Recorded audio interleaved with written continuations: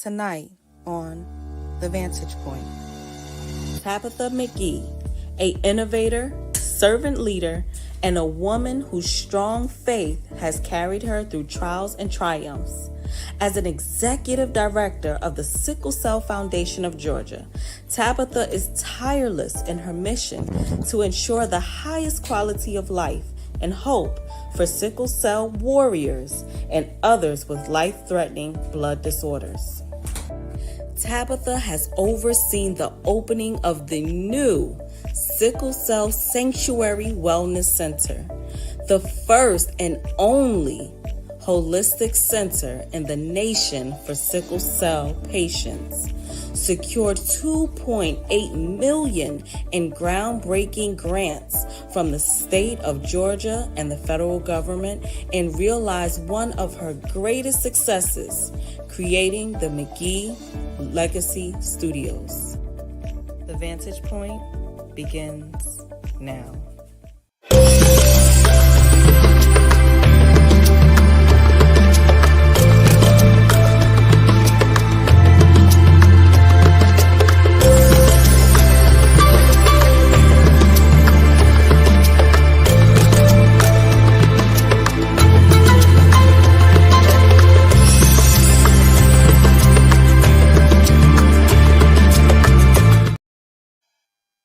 Welcome to all our viewers and listeners here on The Vantage Point, joining us this Friday.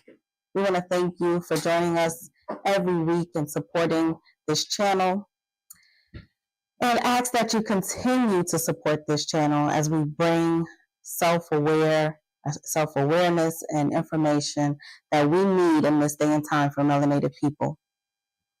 As people are going to work and at school, as the world is turning, as the world is spinning, and we have laughter and we have smiles, there are those people that are being overlooked. There are those people that look like you and me who are suffering from excruciating pain, but a blind eye gets turned towards them. So today's episode, we want to recognize sickle cell, and we'll be speaking with the executive director from the Sickle Cell Foundation of Georgia. Today we have here with us Tabatha McGee, and we would like to bring her to the stage and thank you for joining us here on The Vantage Point. Thank you so much for having me. I'm really excited to be here today. Yes, and the first time we met, we were actually doing a Just Walk campaign, which has been done, I believe, 2 or 3 years now, to raise money for sickle cell. And you, just meeting you, I just admired your drive. And you showed us that there is someone out here that cares. There is someone out here that's fighting for people that get overlooked all the time. And so we wanted to do our part in joining you and acknowledging these, our great people that look like us. And it's just so heartbreaking sometimes to see that we don't give or share the awareness of sickle cell disease. So that's what we'll be doing today. Now, first, before we get deep into sickle cell, we want to first acknowledge what you're doing in Georgia. I mean, the sanctuary is beautiful.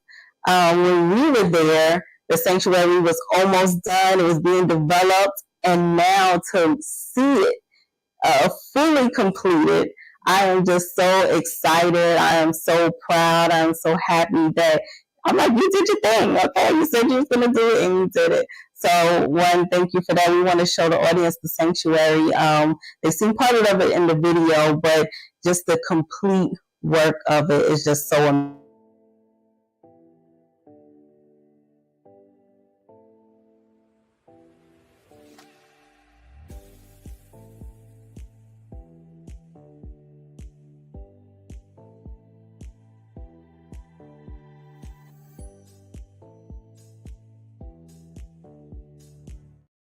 Get into the Sickle Cell Foundation and your vision for this sanctuary. I'm sorry, say that one more time. It was breaking up. I apologize. Oh, no problem. So, if you can share with us, if we just go back a little bit, number one, how you even became an advocate for sickle cell, and also your vision for this sanctuary, and it came to life, if you can share with us. So I started working at Sickle Cell. I first came on as a volunteer to assist a friend with the computers, the systems, the network. That was my background because the prior CEO, her name was McGee McCrary. She was here at the helm of the foundation at that time. So April 2015, I started off as a volunteer. And then from there, I became a part-time employee, and then I became a full-time employee. And then I was promoted to the director of the foundation, and the director handled many different roles inside of the organization. And then Deb was a great mentor for me. I just really sat at her feet and learned and absorbed everything that she was willing to teach me about sickle cell and about the foundation and how it operated. And unfortunately, September 27, 2021, Deb did pass away from breast cancer. And so I was then selected as the new executive director. And when I became the new executive director, it's a very overwhelming task to step in someone else's shoes and then become the new executive director. And so I really had to spend some time and understand, what was going to be my vision for the foundation, exactly what do I want to, bring forward. And so something that's always been near and dear to my heart was health. I'm really a huge advocate about having the best health that you can, because I myself have had some medical challenges, both a heart attack and a stroke at the young age of 45. And from there, I myself was visiting a wellness center here inside of Atlanta, and it really just changed my life by visiting the wellness center. The different things that they was offering really helped me wean off of the Western medication. And while I was there visiting the center, I kept having this dream. And in this dream, I kept seeing sickle cell warriors. And I was like, I don't know really what this dream means, God. Like, but what does this mean? And so finally one day I was like, oh, I got it. I'm going to open up a sickle cell wellness center for our patients. And there the dream started, the mission started, the planning started. And I really did not know how it was all going to come together. But I can tell you, with this unbelievable team that I have that serves here at the foundation, we were able to mind map it. We was able to put it up on the board. We was really able to iron out everything that we wanted to bring. And truly, every single person on the medical team, as well as the designers of the sanctuary, they all were sent by God. Every single person. I didn't have to go looking for anyone. Everybody, came on board. So then it was a matter of going to find money. That's the hardest thing, finding money. And so you have a lot of people that say no, no, no, no, no, no, no, no. But then you have the right people that say yes. And so the people that said yes allowed us to bring this dream and this vision to fruition. And on June the 17th or 18th, all my days run together, we had our major grand opening of the sanctuary. And so, yes, you were privileged to see it when it was in the making. So I was really excited about, you guys were one of the very first groups that came in, and I did a tour of the Wellness Center. And I hope you guys come back so you can see the completion of it, because there are Yes. so many things that we have added since then. Yes, trust we will be back. We will definitely be back. And I'm so glad that you mentioned the struggle, just the process of trying to get funding. And it's like, no, no, no. And the reason I would like you to speak a little more to this is because I see other sickle cell foundations in different countries who may not have as much support, right? And they may be also going through the same process that you had to go through with not as much insight. So, how long did it take you to receive that yes, to receive the funding that you needed? And what would you advise to other organizations looking to follow in your footsteps? It took 3 years to get a yes. It was a whole lot of no's before then. And so I would advise anyone that's listening, don't give up on your dream. Don't give up on your vision, because it absolutely, can happen. It can come true, as you see with the sanctuary here. And so, when we started out asking for money, we do have some smaller grants and we have some smaller organizations that donate to the foundation. We have sponsorships, just like, most people have sponsorships, but it is a collection of all of those small $500 here, $100 there, $10 here, $5 there that make Mhm. a larger pot. And so I would say just keep knocking on the doors, keep telling people what you need. Don't accept no as a final no. No means sometimes not right now. We don't have it either.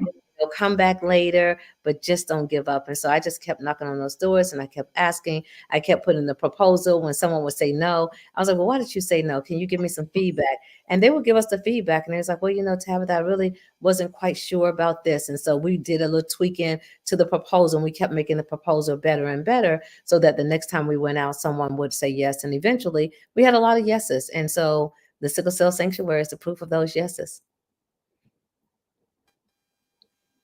Okay. And so, with that being said, it took you a little while to get a yes.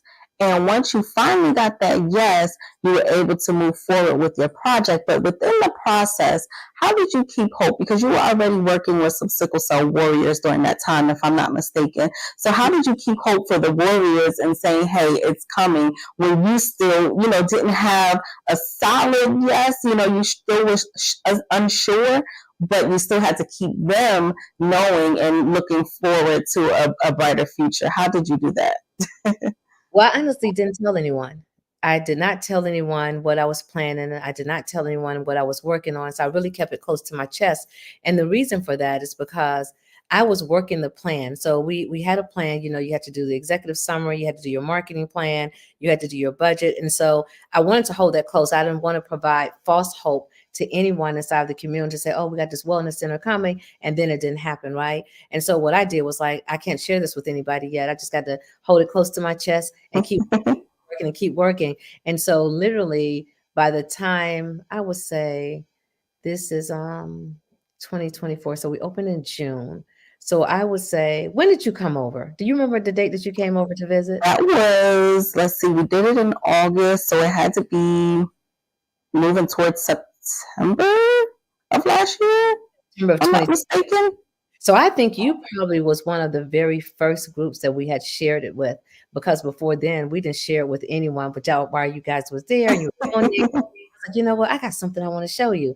And so you guys were the first one, but I just didn't share with anybody. I just kept it close because I didn't want someone Okay. to try to talk me out of my dream or say, you're Yes. crazy. Why would you ever think that that's going to go? So sometimes you can't share everything with everybody. You just got to hold it close. And then when it came, it's like, you didn't tell anyone. Well, I didn't tell anyone because I was working very hard to make all of this happen. Yes, and I know what that looks like. I know what that looks like myself, and it's good to keep things close. That Yeah. way, people see it and they don't discourage you. They see it once it has already manifested. Right. So, I would like for you to share with us some new projects that you have. I did read that you were looking to do a documentary, so I'm going to let you speak to that. We'll learn a little bit more about what you're doing. We'll take a quick commercial break, and then we're going to talk and dig deeper into sickle cell itself, maybe some of the warriors that you work with over this period of time, and what they're looking forward to as you continue to develop. So if you can share with us what you're now working on, your new project. So I am sitting here inside this beautiful McGee Legacy studio, and we are in the process of launching our very first talk show, which airs next year, February 2025. Is a 12-episode talk show, and the name of the show is Unveiling Sickle Cell Beyond the Pain. So it's all things related to sickle cell beyond the pain, because many people only associate sickle cell with pain, but I do have some warriors that are thriving with sickle cell as well. So we're uncovering all things related to sickle cell. And so we are, like I said, launching next year, February 2025. And then I'm also in the process of buying real estate. One of the largest challenges that we have here inside of Georgia, which I'm sure we have everywhere in the world, is that our sickle cell warriors are often faced not having a place to stay. And so, I really want to find some real estate. I want to find some apartments that we can buy so I can house our warriors. And so I'm in the process of doing that. And we are looking at a documentary as well. So we're working very fast and very hard on this grant so that we can bring a documentary showing the history of sickle cell even before 1971 when our organization started. We want to go way back into to Africa when sickle cell was first discovered. I love that. Yes, I'm so excited. Please make sure I'm one of the first to know, okay? Be the first to know. I cannot wait. And we've been invited to Nigeria and Ghana next year, Uganda and Nigeria next year. I'm really excited about taking the show on the road to go there to really talk to the heart of sickle cell, which is our warriors. And then the warriors here, you asked me a question about, how do I keep them motivated? I have so many stories from, going to visit our warriors at the hospital. We have warriors on staff here. We have 5 sickle cell warriors that work for Wait a minute. That's going to be the next piece that we want to get into because number one, I love your social media team and just looking at your Instagram and seeing the warriors in real time and having them just show their experience and how the sanctuary is just such a comfort for them. So we're going to get into that. We're going to take a quick commercial break. And when we get back, we're going to dig deeper into your sickle cell warriors, what that looks like in Georgia, and more. We'll be right back. For her life. You accomplish all of this in and out of the hospital. Just talk about dealing with a chronic disease. I spent 28 years not being diagnosed correctly, so we didn't really have a handle on exactly what I had. So we did the best we could to figure it out. Just describe to people what happens to you, your body. The easiest way to describe it is oxygen isn't getting to our vital organs. So if it's your legs, you can't walk, your arms, you can't even hold a pencil and write. Physically and emotionally, I went through so much. How were your bandmates? How did they handle it? Lisa was the one I was really close to the most, and she would send me something different every day. She knows I love drums. She took a cymbal, and she drew a clock on it, and she said, Tian, I don't care what nobody says, take all the time you need. I seen a rainbow yesterday. But Lisa Left Eye Lopez's sudden death at the age of 30 in 2002 would change the group forever.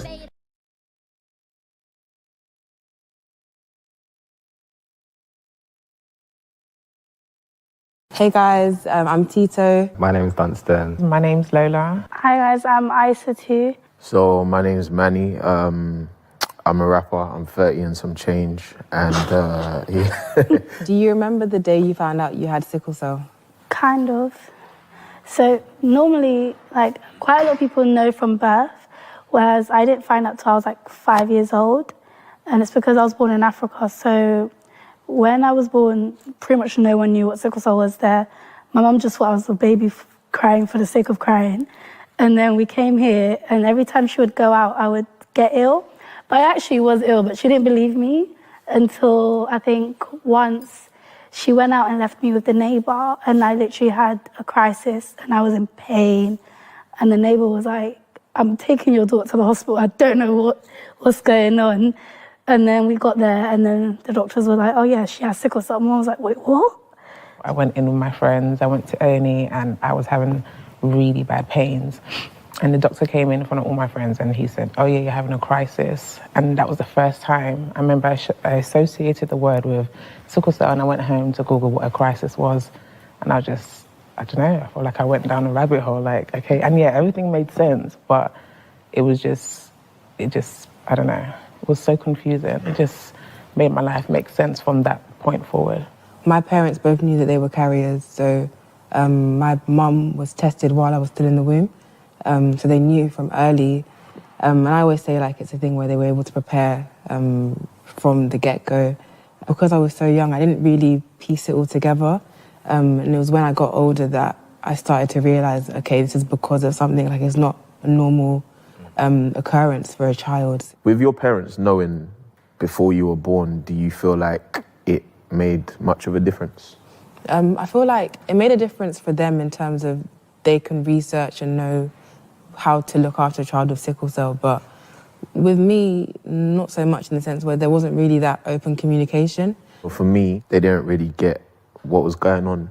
And so as much as they tried to help, as much as they knew, they were still learning through me. And I feel like that's still the case because when you speak to doctors and nurses, they don't teach much about this at all. Like, it's really bad. And apart from the antibiotics, there was nothing preventative. They didn't tell you how to prevent it. You only saw them when you were sick. Well, I only saw them when I was sick, not and outpatients, obviously, for transfusions, but that was it. Welcome back to The Vantage Point. For those just joining us, I'm your host, Azandi Malinki, and you're tuned into Your Conscious Podcast. Today, we are talking about sickle cell, and we have with us the Executive Director from the Georgia Sickle Cell Foundation, Ms. Tabatha McGee. We want to welcome you back with us. And as you see, there are so many different stories we will obtain from these warriors from all around the world. And we're going to get more into the ones that you work with directly. But before we do, those just joining us who may be hearing about sickle cell for the first time, let's take a moment to explain to them what sickle cell is. In fact, I learned myself recently that there's more than one type of sickle cell. They say you have hemoglobin SS, HBSS, HBSC, hemoglobin S beta plus, hemoglobin S beta plus 0. So there's a lot wrapped in this. It's not just as plain as sickle cell. That's number one. So if you can speak to that, please. Yeah, so sickle cell is an inherited blood disease. And so you're going to inherit it from your parents, either your father, your mother, or a combination of both your mom and your dad. And so sickle cell is very painful. It's a chronic, painful blood disorder. And many people don't understand it. We have so many people that live with it here inside of the United States, all over the world. They don't get the attention that they need. They're often looked at as drug seekers. They're often told over and over again, you're really not in pain. And that's because many people have not experienced it for themselves. They don't have anyone in their family that has ever had it. And even when a person does have sickle cell and their parents are in the household, even then, they still are misunderstood. They are looked at as, you may not really be in the pain that you say you're in. You should just really push through. And so it leaves a really big challenge for those living with sickle cell on a daily basis. Not only are they fighting against the social stigmas associated with sickle cell, but also the stereotypes. And then they're fighting against with the very people that they love to really have them listen and understand what they're going through. Yes, and that's something we were going to actually ask you to speak more about, is that there's so many health stigmas related to sickle cell, and for people to really get the right care that they need without being labeled, that a drug addict, or that they just want the drug, but that they actually need the drug, or that they are in real pain. And it's just so sad to see that we have people struggling with getting the care that they need, they genuinely need, and they're being looked at as just another addict. So if we could speak to some of those stigmas, not just from the family, because, sometimes the family is just not aware or not learned in the area of sickle cell. But now once you step into the healthcare field, what are some of the things that you've seen yourself or been told from your warriors that they experienced? Well, I have experienced it for myself with the warrior. The doctors are uneducated. They don't have enough education about sickle cell. The nurses don't have the education about sickle cell. So the medical community, the healthcare community as a whole, don't have enough knowledge and awareness about sickle cell. Therefore, you will often see sickle cell warriors presenting at the emergency room, waiting for hours to be triaged to go to the back. You will often see that when they're in school, the teachers don't understand it. So the teachers are saying, you're really not, in that much pain. So they're told over and over again how they feel, and no one is really listening. And so I advise everyone that when they say they're in pain, stop for a moment and say, is there anything I can do to help you? I wish there was a device that we could invent, and that device would be that it is a transference of pain. And so if you touch the device, it'll let you know the level of pain that a sickle cell warrior is really in. Because if you feel it, and then when you look at us, you don't see sickle cell. Some of the sickle cell warriors don't have jaundice of the eyes. Some of them don't look sick. Some of them look really, really well. But they are sick. You can't see the internal damage that the crisis have done, because oxygen has been cut off to their heart, to their kidneys, to their lungs, to their liver, So when people can't see the internal damage, they automatically say, oh, well, they look just fine. Well, yeah, they look fine on the outside, but you don't know the damage that has been done over the number of years on the inside. Right. That is so true. Please let me know when you invent that machine, because when they step foot in the hospital, I just say, here, hold this, take this. Yes. Hold this for a second. That's right. I just want to transfer that pain just for every single person that ever said you're not in that type of pain or you don't need that level of drug. I want them to feel the pain that the Yes. warriors are actually going through at that time. Yes. Even just listening to the stories, I'm like, man, I can't imagine. I can't imagine what that's like. And so, can you please clarify for us, and let's speak to what's the difference from sickle cell anemia than sickle cell themselves? What's the difference, if there is one? So there's the sickle cell disease, SS, and then there's sickle cell, you can have SC, and then you can have sickle cell trait, right? And so and then there's a various numbers of different traits that you can have. Typically speaking, if you have sickle cell trait, it would never change over to sickle cell disease. However, you can have sickle cell trait, and depending on the different conditions, you can have some pain associated with sickle cell, but your sickle cell trait would never convert over to sickle cell disease. Sickle cell disease would never convert over to sickle cell trait, but sickle cell disease, it varies from person to person. You can have two people with SS. I know a group of twins, and they both have SS. One of the twins have SS and has very rarely been sick. The other twin that has SS have been sick constantly, have had a stroke in and out of the hospital. Although they share the same cell, right? Because they're identical twins, they both have SS. It still varies from person to person. So no two people are alike. Therefore, we can't treat SS the same person by person. We have to treat it differently based on that person's, complete makeup. And there's some differences in how they're eating, if they're sleeping, whether or not they're drinking alcohol or not drinking alcohol, whether they're smoking or not smoking, whether or not they're getting holistic services, if they're doing preventive health. It's so many other factors. Are they emotionally stable? Are they emotionally unstable? Is the household, stressful? Is college stressful? Is their work atmosphere stressful? Is the fact that they don't have a job, because sometimes they're on this hamster wheel, right? And so they'll have a job, then the job fired them because they've been out of work for 2 or 3 days every week, and then they try to get another job, but that employer looks at their resume and say, hey, I see all these different job gaps, what's going on? And at that point, they say, do I tell them I have sickle cell, the reason I've been out? Right. Just come up with something else, and then they're not hired again. Now they have an apartment, and now they can't pay for their apartment. So now they are, basically homeless, and they need to go back home with their mom. And so it's continuous. And then on top of that, to be told over and over again, you're really not that sick. Well, sir, you don't know how sick I really am, because you don't have sickle cell disease.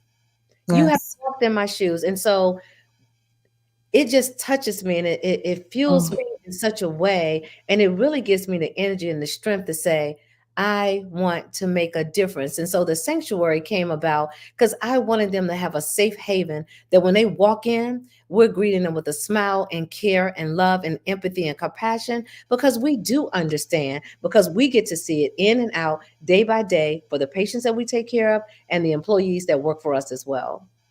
Yes, and that's so important. That is so important. So what you're telling us is that there's no job security.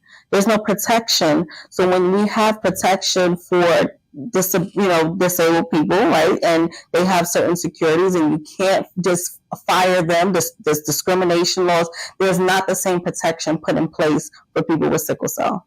Absolutely, but we're going to fight against that because it is needed. If a person has sickle cell, the American Disability Act, you should not be able to fire a person with sickle cell because that's right. As well. Absolutely. All these different excuses and all these loopholes to let someone go. And it's just because enough of us have not fought back. But we are going to fight back because the employees need to be educated. The doctors need to be educated. The school systems need to be educated. The world needs to be educated. And I believe that the reason the world is not educated and the awareness is not there because it's Black people that's being impacted. If it was anybody else, cystic fibrosis, hemophilia, they got money, they get the exposure, but why don't we get exposure? And we have a larger number of incidences that take place inside of our community. It's because we're Black. Yes, I think, you will come back every time just because you speak the truth. Because some people don't want to say that, and it's really the truth. I've seen comparative studies of other diseases, and they have created way more medications, and we have more instances where our people are affected than those diseases. So it's just such a shame that, it's, I would say, intentional, and it's because the color of our skin. So we have to be able to take notice to these things, and if no one else is going to do it, we have to do it ourselves. So when we come on the vantage point and say, hey, we need everyone to sign this petition, we need everyone to donate, we need everyone to be a part of this. This is why, because only we can do it for ourselves. No one else will do it. And so as you travel, we want to keep up with you. You mentioned going over to the continent, and we want to keep up with you in the process. As we know, the research is ongoing. And I'm not sure if you've heard of this, but the benefit of sickle cell protecting those on the continent against malaria, is that something that you've heard of? Or if not, please come back to us in your travels and let us know what you found out. Because a lot of times we hear all the bad things about sickle cell, but is there anything that sickle cell can protect us against? Malaria. So sickle cell protect you malaria, absolutely. And so that's how it all started, as it morphed into a protection against malaria. And so that's why people ended up with sickle cell. And so I want to make sure that we understand as well, you can live well with sickle cell. There are some things that you can do in between your crisis. You can have some preventive care. You can make sure you're sleeping well. You need 7 to 8 hours of sleep. You can make sure that you're not smoking. You can make sure that you're not, consuming too much alcohol. You can make sure that you're coming to the sickle cell sanctuary, to the wellness center, to get your massage, to get your infusion, reflexology, to come and get hydrated, to come to a space where we have mental health counselors, so that you can openly, freely, and privately speak to someone about what you're going through on a day-to-day basis. So the preventive care and the proactive care is very, very important. Many times we often wait, myself included, until you're in pain before you actually go to a doctor. But guess what?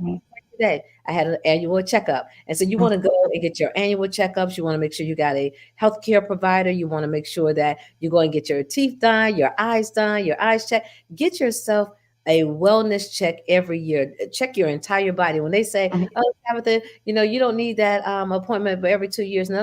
We're going to do a mammogram every year. Yes. African American women are finding out they have breast cancer, and it's stage 3 because you said they need a mammogram every 2 years. So we can do some things that we can take care of ourselves. We can be proactive. And so I just want to encourage the sickle cell warriors to know that we are here for you. I know Vantage Point is here for you. They are going to take real good care of you. And here's the most important thing I want everyone to understand. We are not in competition against each other.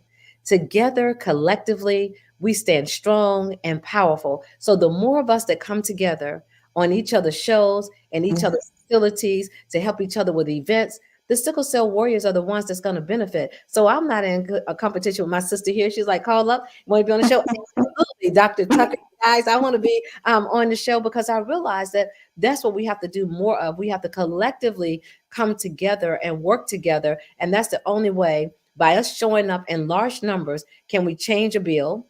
Can we get legislation passed? And can the sickle cell warriors win? That's the only way we're going to be able to do it. We cannot do it divided. That is very true. And I'm glad you said that. Initially, we wanted to have the Sickle Cell Foundation from the UK here with us today. But unfortunately, the representatives actually are sickle cell warriors themselves, which is amazing, because you're doing both roles, you're playing both parts. And so they were overcoming the flu, and she really, really wanted to meet you. So I said, we'll talk about it off camera. Maybe you all can link up, because there's some things that they may be able to benefit from what you're doing and what you've learned over this course of time. So you obviously know what to say because my question was about preventative care. But since you've answered that, let me ask you about the triggers. What triggers these episodes in crisis? There is no such thing as a trigger. Okay. It could be when you wake up in the morning. It could be you've had a great day at work, and all of a sudden you have a crisis. However, inclement weather, be it very, very hot or very, very cold, can be a trigger. If you're doing high altitudes, and so if you are going to the mountains of Colorado, the top mountains, right? It could trigger a sickle cell crisis. If you overexert yourself, it can trigger a sickle cell crisis. If you're not getting enough sleep, it could trigger a crisis. You need 7 to 8 hours of sleep. I cannot stress that enough because I am a stroke patient. I'm a survivor myself. And I tell you, we don't realize how much our body needs to rest. We got to shut our brain off. We got to turn the phones off beside our bed at night. You got to make sure you're sleeping in a cool room. You got to turn all the lights off, the little beeping lights on your TV, the phones, and turn all that crap off so you can have a really good night of rest. And so there absolutely are some other triggers for, if you're in a very stressful relationship. So women, men, if you're in a relationship that's toxic, get out of it because that is a trigger. Even if you have family that you are having some very tough situations with, move away from them because you do not need to be stressed. You need to keep your mind peaceful. You need to be peaceful. I tell everybody, I believe in God. So, find your higher power to connect to, read your Bible, study, meditate. And again, proactive care is very, very important. You can live very long and healthy with sickle cell. We have 80-year-olds, we have 90-year-olds living with sickle cell. There was at one time, remember, that people were dying before the age of 5, and then they were dying when and then there was a teenager. But we have people that's living, well past 80 years old now. Wow. Guy that's 88 years old that has sickle cell disease and still doing very, very well. And so don't be afraid that you're going to die young. You're not going to die young. You're going to die when it's time for you to die, but you can live a very long life with sickle cell. Sickle cell trait, we typically don't have any major problems with individuals with sickle cell trait. They live very normal lives unless they get those trigger points. And again, those trigger points is stress, not getting enough rest. It is, high climates. It is high altitudes, things of that nature, very, very cold or very, very hot. But typically speaking, individual with sickle cell trait don't have the pain crisis and the triggers that people with sickle cell disease have. Okay. Now, with those experiencing these different crises, have there been anything such as music, things that will help them? What do you all use in a sanctuary that can help to soothe or to comfort the patients throughout this period of time? Yes, aromatherapy. So good smells. Aromatherapy is really good. There's different types of tea that you can take that's really good for you. Music is phenomenal for you. Plugging up your ears, listen to some very nice music, doing some breathing techniques. Again, getting a massage, acupuncture, reflexology, seeing your hematologist, knowing what counts are. There's so many tools available for you to live well with sickle cell. And I just want to make sure everyone understands aromatherapy is very powerful. Here inside of my studio, I don't know what scent they have in here today, but I feel like, oh, I just want to go to sleep. It's so relaxing here. And so, Yes. the green tea, you could do chamomile tea. It's so many different teas. There's a sleep tea that you can take. It's so many different things that you can do naturally without all of the synthetics. And so don't get so caught up in the synthetics. And I do want my warriors to be very careful about all of the opiates that the doctors are prescribing. I know it's needed. I know some of you say, you don't understand my level of pain, and I have to take these drugs. I believe in Western medicine. I once had to take drugs myself, but I want you to also try some alternatives to just taking the opiates, because over time, your organs will take an impact because of all the opiates. And so there's an addiction that lies there with it as well. And so if you can bear with, let's say, 10 milligrams of an opiate opposed to 40, wean yourself down if you can. And really see our warriors try to do is to wean themselves down off of these very high levels of opiates that many of them are taking. Yes. Now, how long does the average crisis normally last? It can vary. Sometimes, an hour, sometimes 15 minutes, sometimes they're hospitalized 2 and 3 days. I have a warrior right now that was in the hospital for 2 weeks. One was in the hospital for 3 weeks at a time. So it just varies again from person to person. It's very different.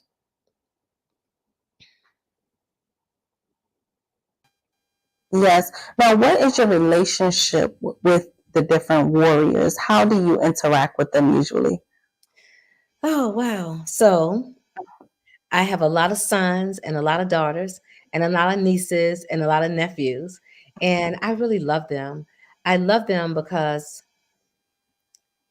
they are talented, they are resilient, they are strong. They will teach you that even in your darkest days, you're not waking up in pain, chronic pain every single day. So it gives me an opportunity to be thankful and grateful every single day when I get up, because I get to experience the warriors. I get to hear from the warriors. I get to see what they go through on a day-to-day basis with, transportation, with housing, with hospital stays, with not having enough, with being overlooked, being ridiculed, and so I love them. And when I was designing this space, I really had them in mind. What would help them? And so when they first walk in, they're going to have a really good smell, and they hear the waterfall, because the waterfall water is very relaxing. And then as they just walk through, it is so beautifully decorated in very warm tones. And then, we have the lights kind of turned down some, because we wanted to set a wellness spa-like feel. We didn't want it to look like a hospital or feel like a hospital. And I believe that we've accomplished that. And so if you're a warrior on the line today, I tell you, come see us. I ask you to go to gawellness.com, and schedule your appointment. If you're a warrior that do not have insurance, guess what? We're going to see you for free. If you do have insurance, we accept insurance, so we'll bill the insurance. But if you don't have any insurance and you're here in the state of Georgia, come see us. We definitely want to take care of you. And then if you have to come from another state, and of course, we have Georgia insurance. That's just the way it is. There's a sliding scale fee that we will make sure that you're still able to afford the services that we have. But we welcome all of you, because I want this to be the new home for sickle cell. And this is one, we're just getting started, but it's going to be many more all around the country, because it's not just for us here in Georgia, it's for you as well. You could create a sanctuary. We can have one in Texas, one in Florida. Like, you have a sanctuary, you have a sanctuary. Yes. I love that. I love that. We're going to show the sanctuary again for those joining us late. In fact, I think I was trying to talk over the other one. It just didn't work out. So let's play it again, and then I'll come back to you. Okay.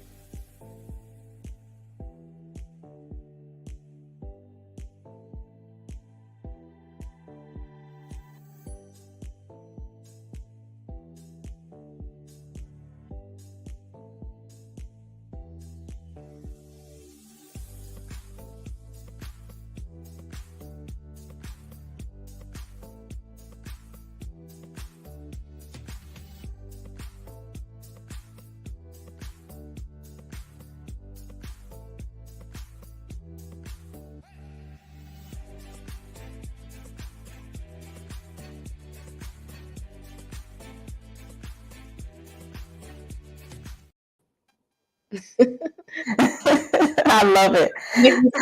When I see that, because I just think about all the hard work that it took to today, and I'm like, oh, it's just so emotional.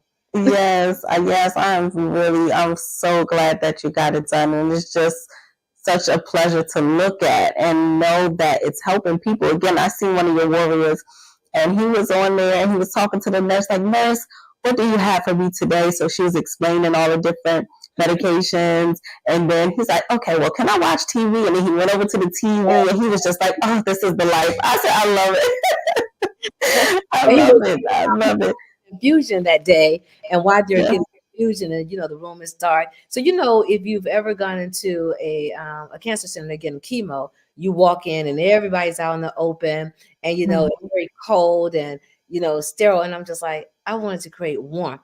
And so when you come inside of that room for the infusion, it's warm and it's nice, and we have the warm and electric blankets that's very heavy. And then we have the TV that you can watch Netflix or Hulu, whatever you watch there, and then get your infusion. I'm just like, okay, yeah, this is the life. Yes. And I can feel that from a distance. I said, well, that looks more comfortable than my room. Wait a minute. Too, because I got an infusion yesterday. I did a B12 yesterday, and she did a B12 and magnesium. And I slept like a baby last night. I had a up last night for my we had a board meeting last night, so I had enough energy to stay up for that.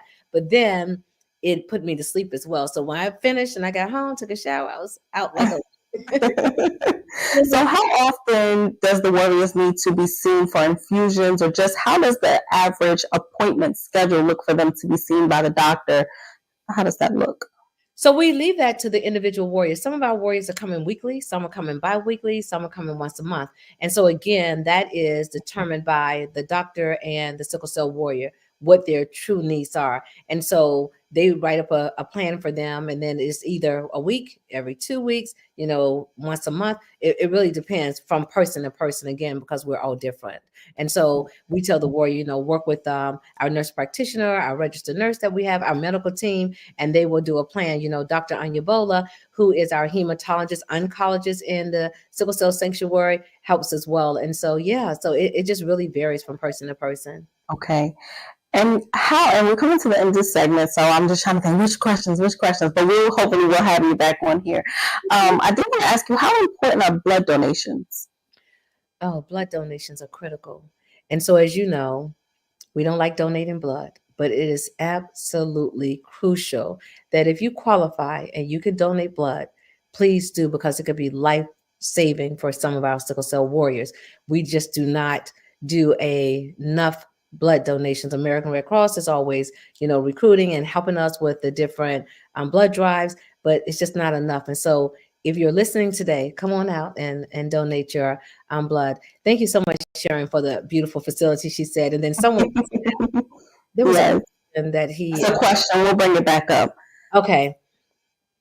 Thank you. I believe it said, how important is social connectedness for sickle cell patients? It is incredibly important. And that's another component in the sickle cell sanctuary that I wanted to create, that they are connecting with each other, keeping each other inspired, keeping each other motivated. And then who better to talk to than someone that is actually walking in your shoes, right? And so it brings about a social circle for them to enjoy, to talk with each other, to help each other through, and and to work together. So it is incredibly important for sickle cell warriors to be connected with each other. And then the sickle cell warriors families, each of the families would be connected to create a network, because if there's two moms, so my child is in the hospital and I just cannot get there, because if I take another day off, my job is going to fire me. Yes.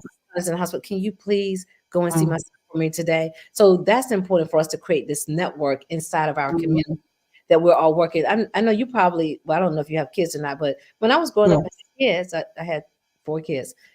I had so many different other mothers, and we all worked together, carpool, took each other's kids to drop them off. So we need that inside the sickle cell community as well. Yes. I have 2 children of my own, and I do know the importance of being able to connect and having that community. So I don't know if you're able to, be a main advocate, and I know it's like so many different warriors, sickle cell warriors, so you can't show up all the time, but how does a sickle cell warrior be the best advocate for themselves, or have family members more involved in advocating for them? Oh, that's a great question. So number one, we have community health workers. And so community health workers work with our sickle cell warriors, number one, to bring them awareness. Number two, to provide them with all the resources that is available for them. And so if they go online to sicklecellj.org and connect with one of our community health workers, they'll make sure that they're in care. They'll provide them with all the resources that they need. And then it's the same thing with the family. We tell the families, we need you to come out as well. We need you to connect with the community health workers, because the community health workers not only work with the warrior, but they also work with the parents, they work with the siblings, and they work with the entire family. So that community health worker really becomes like a social worker outside of the hospital, because once they leave the hospital, they're kind of on their own, right? And so we work sure that they're staying connected with the community health worker, and that community health worker will make sure that they know any and every resource that is available for them. And so that is very important for them, number one, to advocate. So when we have Sickle Cell Day at the Capitol, they have to show up for themselves, because when we're getting money, we're not getting money so we can put it in our pocket or go shopping. We're getting Right. money so we can put it back out, whether or not we're helping with your transportation, Yes.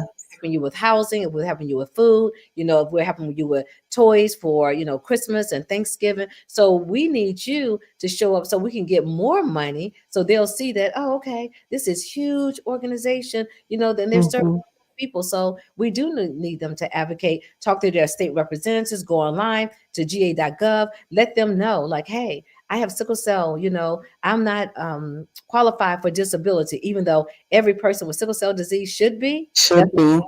Thing that they're not doing across the board, and we'll talk about that on a later time. Yes. But let your state representative know, I put in an application for Social Security disability, they denied me, but here's my situation. And keep writing them and keep writing them. Say, the squeaky will get the oil. So keep making squeaks. Squeak, squeak, squeak, squeak, squeak. Yes, absolutely. And so I want to end by asking you this question and give you an opportunity to give us some more information. And I'm just curious to know, when we look at the sickle cell warriors, because you never know when you'll actually have a crisis, because it's so sporadic. Is there any check-ins? Like, how do we know if they're safe? What do you mean when you say, how do you? If they may be driving and have a crisis, they may be home alone. Is there any way to have scheduled check-ins? Is that a protocol even put in place, or is that something that needs to be visited? That's a great question. And so a sickle cell warrior should always have their hemoglobin levels checked. The hemoglobin levels, if they're very, very low, you're going to go into a crisis. We want your hemoglobin levels, 7, 8, 9, 10 or higher. We don't want anything 5 and below, because 5 and below, you're absolutely going to go into a crisis. And then if you go into a crisis, like you said, T-Boss has said it on her commercial, sometimes your leg's not working. You can't lift your arm. And so we don't put yourself in that. So every other week, when you're going in for your doctor's appointments or you're doing your wellness checks, you should be having them do a complete blood count, like hemoglobin blood count on you, so you can know what your hemoglobin levels are. Yes. Thank you so much. You brought us a wealth of information today, and I pray that we keep up with you and have you back on, especially as you travel, as you expand, as you create the documentary, which I know will be amazing, and just to keep people informed, because I know there's people watching today who had no idea what that looked like. And so we need to work together. We need to come together. So if you can give us some more information as to what you need from us, from the viewers here at the Vantage Point, how we can help at this time, and how to keep up with what you need in the future, especially as you create different sanctuaries around the world, which I'll be definitely checking for. What can we do, and where does a person go? If you can give your website again, and how do they get involved? So the most important thing is to go to our website. It's sicklecellga.org. When you get to the website, there is a tab for Take Action. There you can sign up to be a volunteer.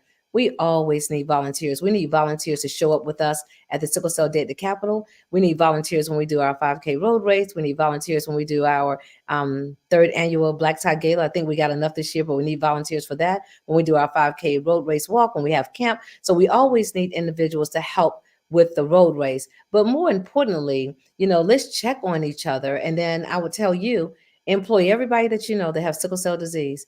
Come to the Sickle Cell Sanctuary. Go to gawellness.com, gawellness.com. Schedule your appointment, because I tell you, once you come, you're going to always want to come back. And so we're going to continue to work together. We're going to continue to share the good word. I can't wait to invite you out so you can see our beautiful studio and you here so we can interview you on the show about all the good work that you all are doing as well. You and Dr. Tucker and you guys are coming together, doing some amazing work. And so we want to spotlight the work that you're doing. Yes, thank you so much. I'm excited to come back. I really want to see the sanctuary in person. And I would thank Dr. Tucker for even making this happen as well. So it's been a great episode, great information. And I want to encourage everyone listening today to get checked. How does a person get checked? If you give that information, and we're going to end with putting the information that you need in the description box so you can come back to this show. You can share it with your friends and family. And we encourage it because, if you have the trait and someone else has the trait, and you come together, you can produce a child with the disease. And so we need to be very careful in exactly how we go about this. So if you can let a person know what do they do to get checked, and then we will keep encouraging them here on the Vantage Point. So again, you want to get your hemoglobin levels checked. You can come to the Sickle Cell Foundation of Georgia to get a sickle cell test if you do not know what your status is. They have taken out blood testing inside of the court systems. So people are getting married, not knowing what their status is. And so the conversation you should be having, even before you entangle, do you know what your sickle cell status is? If a person say no, you should say, we need to go and get tested. You should know what your sickle cell status is. And if you don't know, you need to get tested, because I can tell you it makes a difference if you're making an informed decision to have a child and there is a chance that that child is going to have sickle cell disease, opposed to having a child and not knowing, and then you're not prepared for that. Yes. So I never advocate for people not to have kids, but what I am is do that child a favor by getting tested. So you could get tested. You could sign up to come here for an appointment by going to sicklecellga.org. And right there on our website, there is a link that you can go and click on to get tested. And our tests do cost $50 inside of our laboratory. It's the cheapest test that you can ever get. Other labs are charging 150, 100, 75. We're only charging 50. And so get tested is very, very important. Yes, thank you so much for joining us. Don't go anywhere. Okay. We want to thank the listening audience for joining us so much. again. Yes, we want to thank the listening audience for joining us again here on the Vantage Point. We encourage you again to get checked. I got my. So please get yours, and don't forget to encourage your friends and family. Donate to the Sickle Cell Foundation. Become a part of the walkathons that take place every year. I know the Holy Coptic Church does one every August, so you can look out for more information. And they also offer testing at the walkathon itself as well. So become a part of the solution to help solve this problem. And we will look forward to seeing you all again next week. Again, my name is Zandi, and this has been The Vantage Point.